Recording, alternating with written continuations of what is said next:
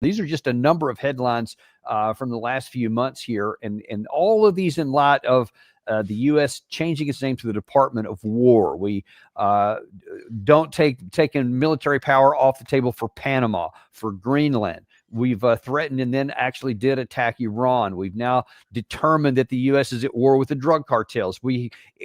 Earlier on, Trump expressly refused to rule out military action against Canada, for crying out loud. Still has Mexico on the crosshairs, is possibly looking at doing something against Maduro in Venezuela. And when you look at all those on top of what we're doing now, kind of starting to ramp things up in the Ukraine war, continuing to go down the path of supporting the Israelis in the Middle East. I mean, gracious, that says more than just some name on a nameplate, don't you think? Well, it is. And the most disturbing thing that he said, these stupid rules of engagement, got our hands tied. We're going to untie the hands of our war fighters and get rid of the rules of engagement. You know where that leads. There's rules of engagement for a reason. Very good reason. So does that mean all of the tradition of military rules of engagement, ethics, logical planning, international relations, because there's politics tied up into this. And when you start international law, U.S. domestic law. So you're going to throw all of that out the window because somehow you have arrived from Fox News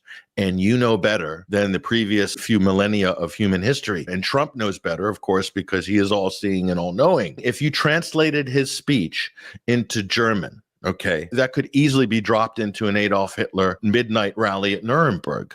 If you translate it into Italian, it would be Mussolini. Exactly the same tone, exactly the same words, and completely based and hollow and devoid of any nuance or meaning. It's pure fascism. And what's shocking about this, Daniel, isn't the fact that it's coming from the Trump administration. It's to the fact that Democrats are so paralytic, they can't vocalize any opposition to this. Yep. And it makes me think, is this what the Democrats want in Washington? Because I can tell you right now, it's definitely not what the people want in America. But I think people are so clueless and still in shock. And this is like a TV show for a lot of Americans. And it hasn't really sunk in. It will sink in, though, when you ditch the rules of engagement and you start sending Tomahawk missiles that are nuclear capable. I mean, the Russians don't know if it's got a warhead on it or not. That's what they're wading into here.